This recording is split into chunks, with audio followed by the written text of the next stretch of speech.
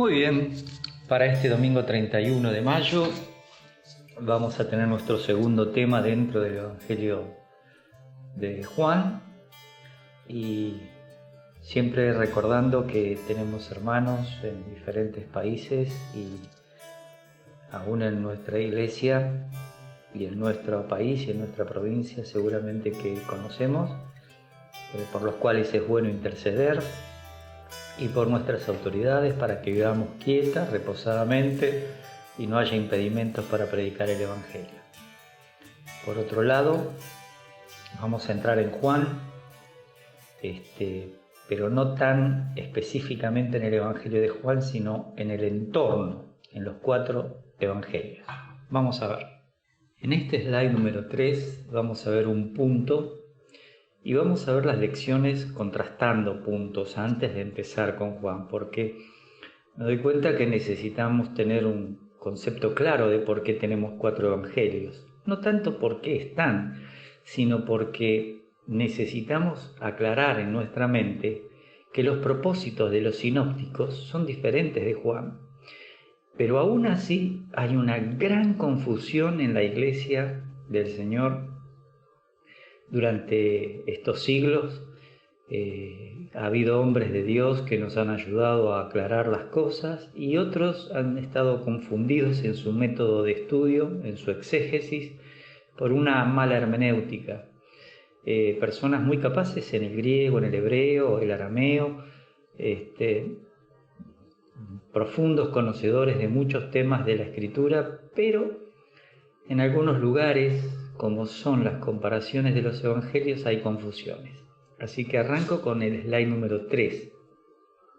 El punto número 1 es: los evangelios sinópticos, acuérdense, Mateo, Marcos, Lucas, solo nos presentan el ministerio del Señor hacia la nación de Israel.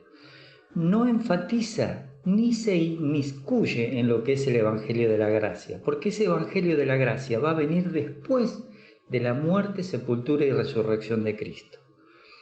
Entonces, ¿en dónde hacen énfasis? En la presentación del Rey, el que va a hacer que los cielos reinen en la tierra, y sus credenciales las presenta Mateo, y su servicio lo presenta Marcos, y la perfección de sus actividades y de su persona la presenta Lucas, pero siempre hablando del reino de los cielos. El Evangelio, la palabra Evangelio es una palabra, pero cuando uno abre la Biblia, encuentra que la palabra Evangelio implica un Evangelio que se presenta como algo exclusivo para los judíos, que bendice a los gentiles, y ese es el reino de los cielos profetizado en el Antiguo Testamento y pospuesto, y otra cosa diferente, el reino del Evangelio, en el reino de Dios, donde se predica el Evangelio de la gracia. Así que vamos a tener que ver el tema de reinos y de Evangelio en algún momento. Este tema lo encontramos en el Antiguo Testamento. Fue prometido a Israel, alcanza a todas las naciones gentiles. Eso lo vamos a ver en Zacarías 14, en Isaías 12, en Isaías 11, 65 y 66. Muchísimos pasajes del Antiguo Testamento nos aseguran que Dios va a bendecir a las naciones gentiles en base a la bendición de Israel. Y en este punto les quiero explicar que cuando el Señor fue rechazado por la nación de Israel, cosa que sucede en Mateo 12, cuando se lo considera que Él es justamente el que hace milagros por Belcebú, este reino es pospuesto. Y Romanos 9 al 11 nos especifica claramente Pablo el tema dispensacional de Israel en el pasado, capítulo 9, elegidos por Dios y bendecidos por Dios, Israel en el presente, endurecido, rechazando a Dios, Israel en el futuro, restaurado por Dios. Así que esto es muy importante tenerlo en cuenta para nuestro estudio. En el slide número 4 vamos a ver 3 discursos extensos. Estos 3 discursos son el Sermón del Monte, en Mateo 5 al 7, el Sermón del Monte de los Olivos, Mateo 24 y 25, por supuesto repetido en los sinópticos, y el único que está en Juan es el discurso del aposento alto, exclusivamente para sus discípulos.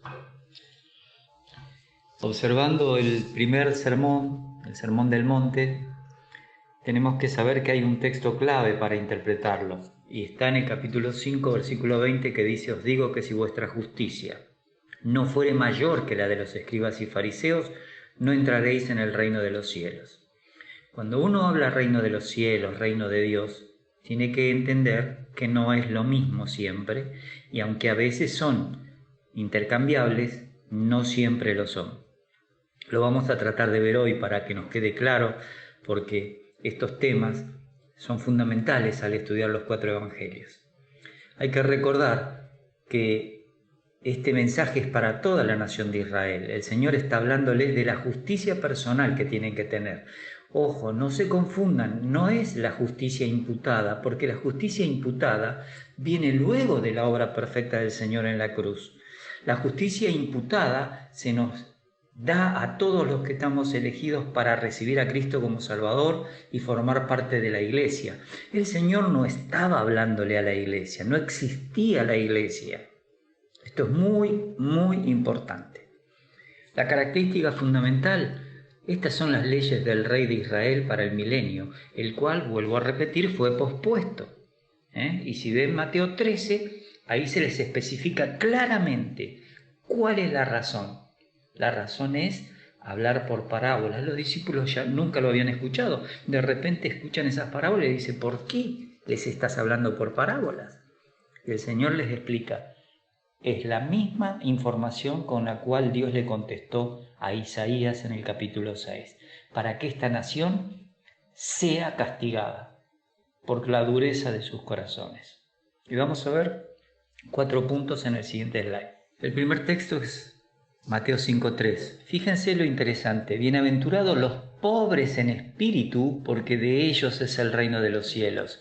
Observen esto: pobres en espíritu tienen derecho al reino de los cielos. 5:10. Bienaventurados los que padecen persecución por causa de la justicia, porque de ellos es el reino de los cielos. Segunda vez que dice a 2 grupos de personas: de ellos es el reino de los cielos. Ahora vamos a explicar por qué mucha gente cree que los niños van al cielo. Es precisamente por esta confusión. Creer que el Sermón del Monte es para la iglesia. En 18:4 dice: así que cualquiera que se humille como este niño, ese es el mayor. ¿Dónde? En el reino de los cielos.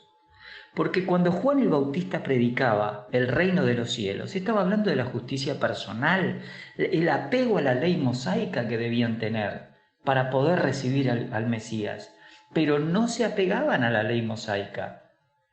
Entonces le preguntaron a Juan: ¿qué tenemos que hacer? Y Juan les dijo: el que tiene 2 capas, esto, lo otro. Es todo justicia personal.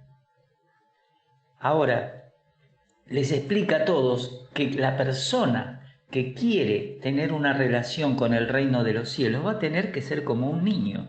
Y ahí viene la confusión con Mateo 19:14, cuando Jesús dijo: dejad a los niños venir a mí, no se lo impidáis, porque de los tales es el reino de los cielos. Si yo parafraseara la frase: porque de los que son como los niños es el reino de los cielos, no hubiera habido confusión. Pero la confusión ha venido de los que leemos castellano solamente y no podemos interpretar todos los contextos. Esto es muy importante y vamos a ver en el siguiente slide la parte más importante, que es lo que le pregunta una persona al Señor Jesucristo sobre qué cosa puede hacer Él para tener la vida eterna. Mateo 19, 16 al 30. Yo marqué algunas frases en los slides y es en el 16. Vino uno y le dijo: maestro bueno, ¿qué bien haré para tener la vida eterna? El Señor le contesta, pero dice: si quieres entrar en la vida, guarda los mandamientos. ¿Ustedes creen que el judío que venía a ver al Señor y lo trata de maestro estaba pensando en lo que nosotros entendemos vida eterna? La iglesia tiene un mensaje diferente. Si uno no percibe esa diferencia tan clara, pero a veces muy difícil de ver, porque todos generamos un sincretismo que viene desde la iglesia católica, pasando por los protestantes, que Como Israel no estaba en su tierra, la iglesia es heredera de las bendiciones de Israel, lo cual es un grave error de hermenéutica. Dios sigue siendo fiel a sus promesas a Abraham, a David. Si miran el Antiguo Testamento, la tierra en Ezequiel 40 al 48 está claramente delimitada. Las formas en que se van a dividir 7 tribus al norte, 5 al sur, cómo ya Jerusalén, a pesar de que va a ser allanada cuando el Señor pise el monte de los olivos, al final de la tribulación, toda la tierra va a tener una distribución diferente. Y les digo más. Si bien la tierra va a estar distribuida de manera que la tribu de Dan tiene su primera parte arriba de todo, cuando se habla de las puertas de esta ciudad, de este templo que aparece allí tan interesante, ese templo no tiene un sacrificio similar a lo que era el sacrificio arónico, sino según el orden de Melquisedec. Y van a encontrar que Efraín y Manasés no figuran como nombre de esas puertas. La que figura como nombre de esas puertas es la tribu de José, porque José fue el padre de Manasés y Efraín. Entonces y Dan también está allí en el milenio. Algunos cuando ven Apocalipsis 7 y no ven la tribu de Dan, dicen, porque el anticristo viene de Dan y porque Dan era serpiente junto al camino, como dice la profecía en capítulo 49 de Génesis. Pero no es así, esos son errores de interpretación por no recorrer toda la escritura de tapa a tapa y porque surgió de personas pactistas que creían que no hay futuro para Israel. Y todo el Antiguo Testamento es constante la promesa para Israel. Agrego algo en el versículo 20. El joven le dijo, todo esto he guardado desde mi juventud. ¿Qué es todo esto? Los mandamientos. Pero él pregunta, ¿qué más me falta? Y el Señor le va a proponer otro tipo de acción, vender y seguirle. En el siguiente slide vamos a completar esto. Cuando se va, Jesús dice, de cierto os digo que difícilmente entrará un rico en el reino de los cielos. Y repite en el 24, otra vez os digo que entrar un rico en el reino de los cielos será más fácil pasar un camello por el ojo de una aguja. Los discípulos escuchan y entienden qué está diciendo y le dicen, ¿quién pues podría ser salvo o podrá ser salvo? Y él les dice, lo que es imposible para los hombres es posible para Dios. Pero ellos le dicen, nosotros lo hemos dejado todo y te hemos seguido, ¿qué pues tendremos? Y les responde en el 28, vosotros que me habéis seguido también os sentaréis sobre 12 tronos para juzgar a las 12 tribus de Israel. Hay un reino milenial, hay quienes van a juzgar a las tribus, allí están los apóstoles. ¿Cuál será el juicio? Cuando pasen bajo la vara y tengan que estar en el milenio. Y no se olviden que para que entren al milenio hay un nuevo pacto en Ezequiel 36.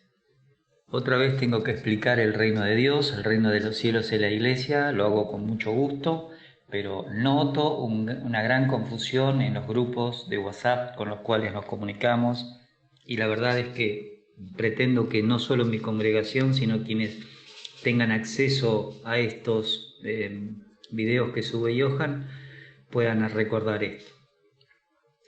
Lo primero que les recuerdo es que el reino de Dios es el gobierno eterno sobre todo lo que existe, ya sea visible o invisible. Dios controla absolutamente todo. Por eso el círculo más grande, el óvalo más grande en amarillo y azul, ese es el reino de Dios. Todo lo controla Dios. Y el reino de los cielos, el que está en azul, es el gobierno de Dios cuando esté cumpliendo el pacto abrámico y el pacto davídico, porque Dios no va a cambiar eso, no es hombre para que mienta, ni hijo de hombre para que se arrepienta. Él dijo, y no hará, Él va a cumplir ese pacto. Y esto lo van a entender mejor cuando entiendan esta frase, los cielos reinan en la tierra. Es lo que oraba en el Sermón del Monte cuando le piden cómo debemos orar. Venga tu reino, hágase tu voluntad, así como se hace en el cielo, se haga en la tierra. Por eso está todo tan justo que no podríamos equivocarnos. Por supuesto que podemos intercambiar cuando hablamos del reino de los cielos con la frase reino de Dios, porque está dentro del reino de Dios. Pero no siempre se puede cambiar reino de Dios por reino de los cielos, porque también se involucra a la iglesia, que era un misterio y se llama cuerpo de Cristo. Está formado por judíos y gentiles, pero recién cuando reciben a Cristo como Salvador. Al Señor Jesucristo no lo podían recibir como el Salvador personal, porque el plan de Dios era el rechazo, donde ellos son responsables. Si ustedes ven el libro de los Hechos en el capítulo 2, claramente le dice: a este por determinado consejo y anticipado conocimiento de Dios, prendisteis y matasteis. Eso es fundamental entender. Así que es el milenio el reino de los cielos, y eso sigue en la eternidad futura. Compartimos con el reino de los cielos y la iglesia durante el milenio, pero moramos en la Jerusalén celestial y después todos en la Jerusalén celestial, en los cielos nuevos y en la tierra nueva. Muy bien, siguiendo con este tema, vamos a dejar algunos puntos para que les quede claro con este tema al leer los Evangelios y el Nuevo Testamento.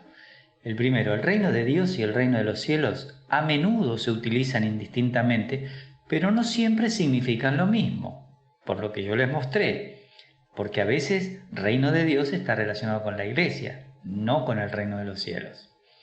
Por lo tanto, no debemos utilizarlos siempre como sinónimos, puesto que los apóstoles lo diferencian en el Nuevo Testamento. No es un invento mío, está clarito en la Biblia.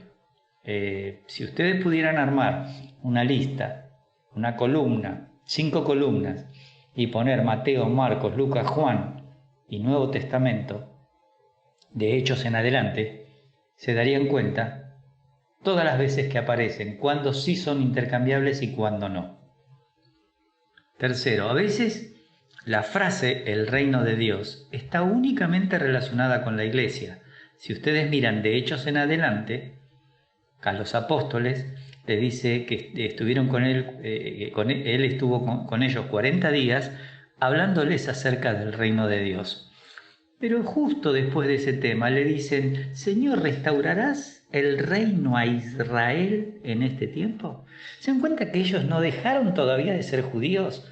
Por eso vamos a ver en el sermón del aposento alto cómo el Señor les habla de que hay cosas que ellos no podían sobrellevar en ese momento, que todavía no entendían, y que la única forma que las pudieran entender, porque en el plan de redención se distribuyó así la tarea al Padre, al Hijo y al Espíritu Santo, cuando el Consolador, el Paracletos, estuviera en ellos y los guiara a toda la verdad, a conocer la doctrina de la cristología, etcétera, etcétera, etcétera.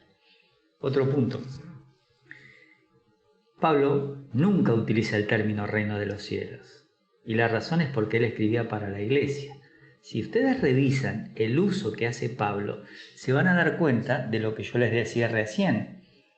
Cuando uno está hablando del reino de los cielos, de los temas relativos a los cielos reinando en la tierra, se usa indistintamente con el reino de Dios. Pero cuando se habla de la iglesia, no se puede usar. Así que el reino de los cielos siempre está dentro del reino de Dios. Pero el reino de Dios no siempre es sinónimo de reino de los cielos. ¿Por qué? Porque el reino de Dios incluye la iglesia, que es diferente de Israel.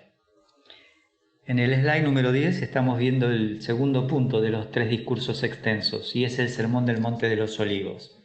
El texto clave es 24:3, cuando le hacen 3 preguntas. ¿Cuándo serán estas cosas? Es decir, ¿cuándo va a ser destruido este templo que acabas de decir que no va a quedar piedra sobre piedra? Y la ciudad de Jerusalén. Bueno, la respuesta específicamente la da Lucas, aunque Mateo da algo de eso. Habría que estudiar detenidamente, expositivamente, y ustedes podrían entender esto. La segunda pregunta es: ¿qué señal habrá de tu venida? Es decir, ¿cómo nos daremos cuenta de que es tu venida como Rey de Israel y no son falsos cristos? Ahí está del Mateo 24, del 27 al 31. La tercera pregunta que estaba incluida ahí es: ¿y del fin del siglo? O sea, ¿qué señal tenemos del fin del siglo?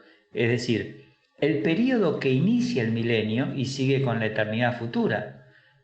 ¿Por qué? Porque ellos, según Lucas 21-24, tenían el tiempo de los gentiles. Se tenía que acabar. Cuando uno va al libro de Apocalipsis, justamente no se mide una parte del templo, porque todavía los gentiles en la tribulación van a pisotear el lugar de Jerusalén, y hasta que el Mesías venga y los saque de allí y renueve la tierra y construya ese templo de Ezequiel 40 al 48, y la gloria de Dios vuelva a estar en Jerusalén, en Israel mejor dicho, porque Jerusalén como monte va a bajar mucho más, entonces recién nos vamos a dar cuenta de este tema. Esto está en Mateo 25, 31 al 46. Les voy a mostrar los pasajes. Cuando se dice ¿cuándo serán estas cosas? Fíjense en Lucas 21. Cuando viereis a Jerusalén rodeada de ejércitos, sabed entonces que su destrucción ha llegado. Entonces los que están en Judea huyan a los montes, y los que en medio de ella váyanse, y los que estén en el campo no entren en ella, porque estos son días de retribución, para que se cumplan todas las cosas que están escritas en el Antiguo Testamento, obviamente, sobre todo en Daniel 9, que habla de 7 semanas, 62 semanas, se le quita luego la vida al Mesías príncipe, y hasta el fin de los tiempos durarán las guerras y las devastaciones. Y por otra semana, esto es lo interesante, un príncipe que ha de venir hará pacto con muchos. Así que estas cosas están escritas, hay que hacer una línea de tiempo para poder entenderlas y comprenderlas. Así que el versículo 24, fíjese en verde, y Jerusalén será pisoteada por los gentiles hasta que los tiempos de los gentiles se cumplan. El segundo punto, ¿qué señal habrá de tu venida? Mateo 24, 27 al 31 nos da esta información. Como el relámpago que sale del oriente y se muestra hasta el occidente, así será también la venida del Hijo del Hombre. Porque donde quiera que estuviera el cuerpo muerto, allí se juntarán las águilas. Y esto está hablando de Armagedón, cuando Dios hace ese juicio. Y si ustedes leen bien el capítulo 19 de Apocalipsis, se van a dar cuenta que eso es futuro. E inmediatamente después de la tribulación de aquellos días, el sol se oscurecerá, la luna no dará su resplandor, y las estrellas caerán del cielo, y las potencias de los cielos serán conmovidas. Siguiente. Entonces aparecerá la señal del Hijo del Hombre en el cielo, y entonces lamentarán todas las tribus de la tierra, y verán al Hijo del Hombre viniendo sobre las nubes del cielo con poder y gran gloria. Y enviará a sus ángeles con gran voz de trompeta. La iglesia no es recogida por los ángeles. La iglesia sale cuando suena una trompeta que se llama la trompeta final, que no tiene nada que ver, como les expliqué en las clases anteriores de Corintios, con las trompetas de Apocalipsis. Un gravísimo error de hermenéutica, usar la palabra trompeta y juntarlas a todas como si fuera una brochette. No es así. Cada vez que aparece trompeta en el Antiguo Testamento hay que entender el libro de Números capítulo 10. Y juntarán a sus escogidos de los 4 vientos, desde un extremo del cielo hasta el otro. Esto no pasa con la iglesia es arrebatada, es tomada como violentamente y se encuentra en las nubes con el Señor. La tercera parte de la pregunta es, ¿y del fin del siglo? Es decir, el periodo que inicia el milenio y sigue con la eternidad. Dice, cuando el Hijo del Hombre venga en su gloria y todos los santos ángeles con él, entonces se sentará en su trono de gloria y serán reunidas delante de él todas las naciones, y apartará los unos de los otros como aparta el pastor las ovejas de los cabritos, y pondrá las ovejas a su derecha y los cabritos a su izquierda. Entonces el rey dirá a los de su derecha, venid benditos de mi Padre, heredad del reino preparado para vosotros desde la fundación del mundo. Porque tuve hambre y me diste de comer, tuve sed y me diste de beber, fui forastero y me recogisteis. Estuve desnudo y me cubristeis, enfermo y me visitasteis, en la cárcel y vinisteis a mí. Entonces los justos le responderán diciendo, Señor, ¿cuándo te vimos hambriento y te sustentamos, o sediento y te dimos de beber? ¿Notan ustedes que aquí hay acciones justas conforme a la ley? Esto no es la gracia. La gracia nos salva por obras. Así que esto tiene que ver que aunque la gracia de Dios está en eso, Estas personas han hecho algo, y esto hay que tenerlo en cuenta, porque no es tiempo de coronas, sino un tiempo de entrar o no entrar al reino milenial. ¿Cuándo te vimos forastero y te recogimos, o desnudo y te cubrimos? ¿O cuándo te vimos enfermo o en la cárcel y vinimos a ti? Y respondiendo el rey les dirá, de cierto os digo que en cuanto lo hicisteis a uno de estos mis hermanos más pequeños, a mí lo hiciste. Está hablando de los judíos.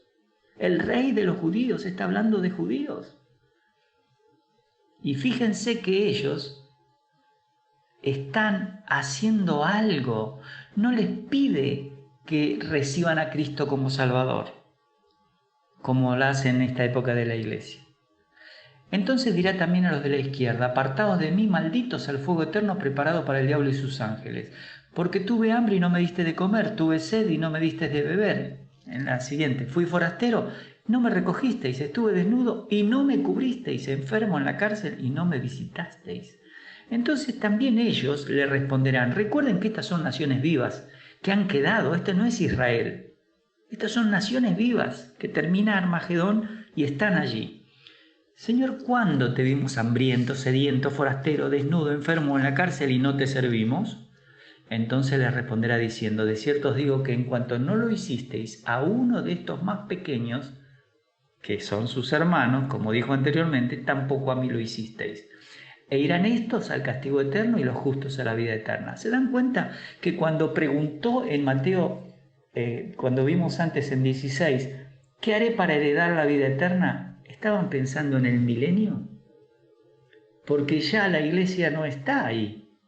Esto tienen que tenerlo presente. Si tienen dudas, hagan preguntas. Traten de tener en claro estos temas, porque si no, cada vez que abra un evangelio sinóptico, van a tratar de aplicar cosas a la iglesia y no hay manera de aplicarlas. La única forma de aplicar las parábolas a la iglesia es destruyendo la hermenéutica, forzando a la Biblia que diga algo espiritualizado, y dejamos de usar el método gramatical, liso, llano, histórico con el cual se interpreta la Biblia. Cada palabra tiene su significado, excepto que sea una figura de dicción, pero el contexto indica cuándo es una figura de dicción. Bueno, entramos en el sermón del aposento alto, Juan 13 al 16. Las pautas principales son 6 que yo anoté, podría haber anotado 7, 9, pero 6 me parecen importantes. Primero es que es un nuevo mandamiento que se da, es decir, el amor entre ellos va a ser un requisito diferencial. La gente se va a dar cuenta que hay algo diferente a lo que los judíos tenían. Aunque alguno podría decir, no, pero amarse unos a otros o ayudarse estaba en la ley. Sí, pero esto no tiene que ver con la ley, porque hay otros datos que nunca va a tener Israel. Segundo, voy a preparar lugar y vendré a buscarlos, es decir, el arrebatamiento, capítulo 14, del 1 al 4. Tercero, les enviaré al Paracletos, es decir, al Espíritu Santo, quien tenía que guiarlos durante la ausencia temporal del Señor. Esto es muy importante porque ahora lo vamos a ver a los textos. El nuevo mandamiento, es decir, el amor entre ellos sería un requisito. Un mandamiento nuevo os doy, que os améis unos a otros, como yo os he amado, que también os améis unos a otros. Esto no pasó con Israel. Por favor, recuerden, él vino con sus exigencias. Cuando presentó el Sermón del Monte, la gente decía, bueno, a ver qué nos dice. Y le dice, oísteis que fue dicho, mas yo os digo. La ley del reino es mayor que la mosaica. En la ley mosaica solamente era condenado cuando alguien era sorprendido en el adulterio, o por las leyes de los celos si quedaba embarazada la mujer. Pero en la forma en que se está presentando aquí el Sermón del Monte es, mas yo os digo, que cualquiera que mire para adulterar, ya está. ¿Se entiende? No entiendo yo por qué muchas veces no nos damos cuenta o no se han dado cuenta algunas personas que nos han estado enseñando. Pero bueno, es así. La Biblia requiere de la iluminación y la gracia de Dios para algunos. Y no sé por qué no es para todos, pero bueno, Dios tiene sus planes. En esto conocerán todos que sois mis discípulos si tuvierais amor los unos con los otros. El segundo punto, voy a preparar lugar y vendré a buscarlos. Esto está tomado de las costumbres judías, no de las costumbres griegas. ¿Cómo se tomaba una esposa? De acuerdo a la edad, se pagaba una dote. Eso le pasó a Jacob, ¿se acuerdan? Que le dieron a Lea y le dijo, no, acá, ¿sabes qué? Primero damos la mayor. Y trabajó otros 7 años por Raquel. Y fueron pocos días porque la amaba. Como él estaba en la casa de Labán, él se quedó allí. Pero normalmente el novio iba con un grupo de amigos del novio, llegaba a la casa donde estaba la desposada, la comprometida y casada ya con él, y se la llevaba con un grupo de doncellas que ella tenía allí a la casa o al clan de su padre. Y a partir de ese momento ya estaba en la familia del padre. Y él le dice eso, en la casa de mi padre muchas moradas hay, si así no fuera yo lo hubiera dicho, voy pues a preparar lugar para vosotros. Y si me fuere y os preparare el lugar, vendré otra vez y os tomaré a mí mismo, para que donde yo estoy vosotros también estéis. Tercero, les enviaré al Paracletos, es decir, el Espíritu Santo, quien ha de guiarlos durante la ausencia temporal del Señor. Fíjense que dice, yo rogaré al Padre y os dará otro consolador para que esté con vosotros para siempre. Esto no lo tenía Israel. No está en el Sermón del Monte. No está en el Sermón del Monte de los Olivos tampoco. Está en el Sermón del Aposento Alto. El Espíritu de verdad al cual el mundo no puede recibir porque no le ve ni le conoce, pero vosotros le conocéis porque mora con vosotros, es decir, soy yo, y estará en vosotros. Y este es una promesa para la gente de la iglesia. Y parece que por esta palabra se han confundido muchos maestros pensando que esto es el nuevo pacto. Además, tendría que explicarlo algún día, el nuevo pacto en mi sangre que habló el Señor se refiere a que esa es la base con la cual Israel va a ser restaurado. Nosotros, los creyentes, participamos de la sangre del pacto eterno, que es esa misma sangre, pero es un aspecto diferente por Hebreos 13, 20 y 21.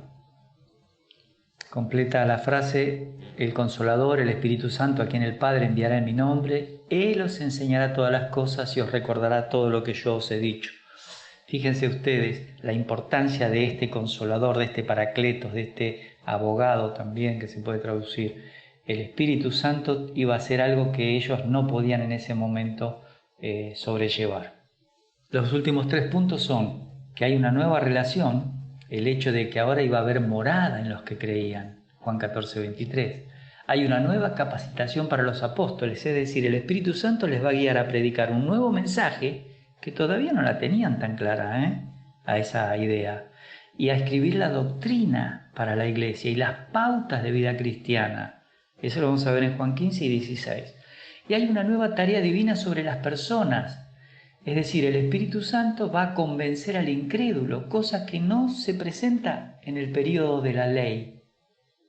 ¿Se entiende esto? Vamos a dividir esto.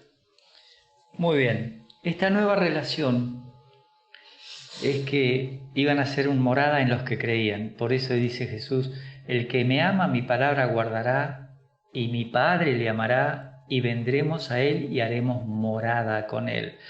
Esto es distintivo, por favor, nunca se le promete a Israel que la Trinidad va a ser morada en un individuo. Solo se les promete que que Dios va a poner el Espíritu Santo para que puedan conocer todas las leyes y normas que Dios va a tener en el milenio. Y solamente en la primera generación, porque las siguientes van a estar pastoreadas con vara de hierro. Muy importante este dato. Yo de verdad a veces pienso que cuando el catolicismo todavía no estaba formado,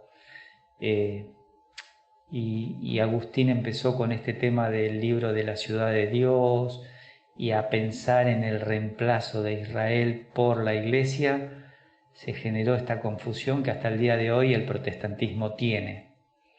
Y hoy hay muchas escuelas de teología, pero están confundiendo cada día más a los creyentes. Esta nueva capacitación para los apóstoles, dice el versículo 26 del capítulo 15, cuando venga el Consolador a quien yo os enviaré del Padre, el Espíritu de verdad, el cual procede del Padre, Él dará testimonio acerca de mí. Y vosotros daréis testimonio también porque habéis estado conmigo desde el principio. Fíjense que ahora Israel no tiene en los apóstoles alguien que les va a hablar del reino de los cielos.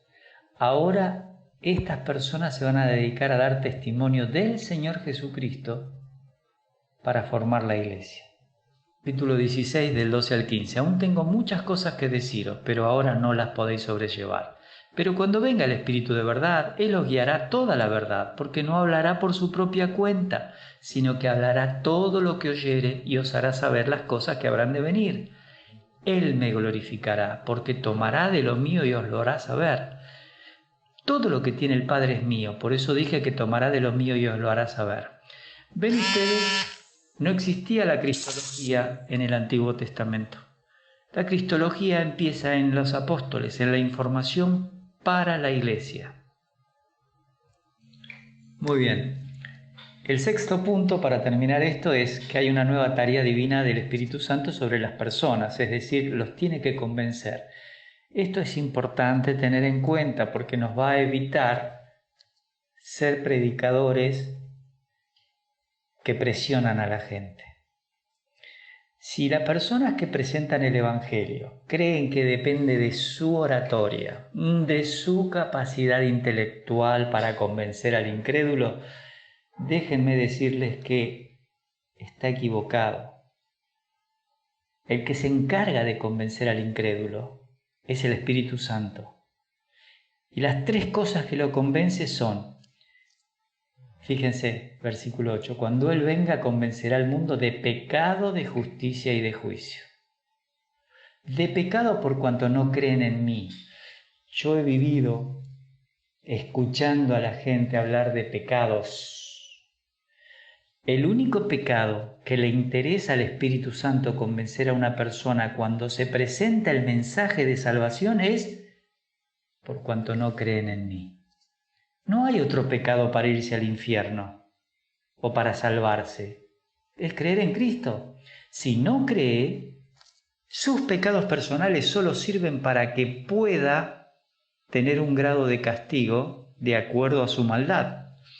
Pero para la salvación solo necesita creer en Cristo. Entonces, ¿por qué hablamos de los pecados? Porque usted seguramente miente, usted seguramente roba. Olvídense, no están presentando el Evangelio correctamente. Porque el que convence de pecado, de justicia y de juicio es el Espíritu Santo. Entonces, preocúpense de ser claros con el mensaje. De justicia, por cuanto voy al Padre y no me veréis más. Es decir, la justicia perfecta de Cristo le permite volver al Padre, pero también imputarnos la justicia, porque es la que necesitamos para ir al cielo. Y de juicio, por cuanto el príncipe de este mundo ha sido ya juzgado. No está atado, como dicen algunos. El mundo entero está bajo el maligno. El mundo entero trata de cegar el entendimiento de los incrédulos para que no les resplandezca la luz del Evangelio.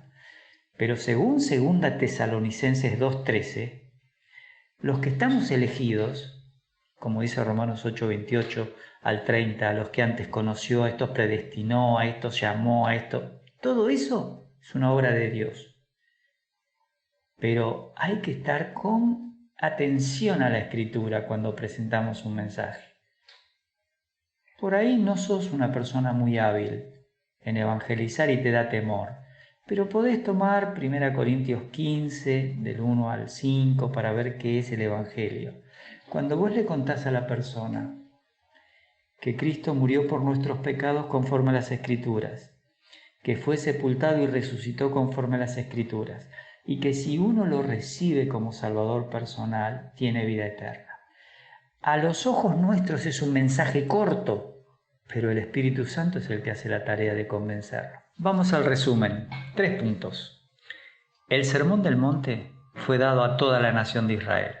son sin duda las leyes del reino de los cielos o las leyes que va a haber en el milenio.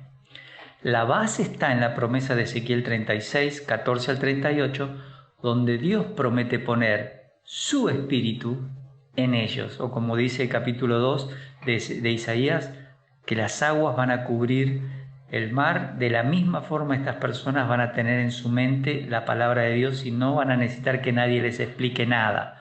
Zacarías capítulo 12 al 14 expresa que cuando una persona se vista el manto para parecerse a un profeta como los del Antiguo Testamento y diga que tiene una palabra de parte de Dios, sus padres lo van a apedrear. No está permitido eso, porque todos van a conocer a Dios.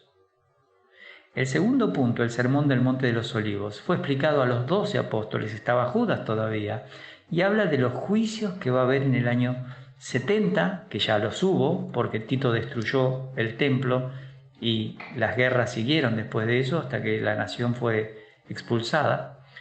Habla de la tribulación futura, que es la semana 70 de Daniel, y los juicios posteriores que va a haber a Israel y a las naciones vivas para entrar al milenio. Y en tercer lugar, el sermón del aposento alto es solo a los 11, ya Judas se había ido, y explica el ministerio que iban a tener hasta el arrebatamiento de la iglesia. Recién en Pentecostés pudieron iniciar esa tarea. ¿Por qué quería charlar de estos puntos?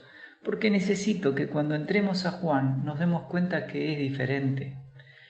Y hay unos cuadros que vamos a ir viendo cada semana para poder afirmar en nuestra mente la inerrancia de la Escritura. La Escritura no tiene confusiones, los confusos somos los que la leemos y porque además no tenemos un método. Nuestras iglesias no nos enseñan muchas veces qué debe leer primero un creyente recién convertido, desde dónde a dónde, de qué trata un libro. No les ayudamos porque no conocemos y escuchamos siempre a los pastores lo mismo. Agarre su Biblia, léala todos los días. ¿Qué puede leer un nuevo creyente? ¿Le damos un churrasco a un bebé recién nacido? ¿O lo cuidamos? Por eso en Mateo 28, del 18 al 20, la frase es: ir y hacer discípulos. Hacer discípulos es el paso 1. Luego se bautizan y luego les enseñamos a guardar las cosas que Dios nos dejó. Así es el orden, no podemos cambiarlo, no debemos cambiarlo y no debemos dejar a los nuevos creyentes que crezcan como puedan. Bendiciones.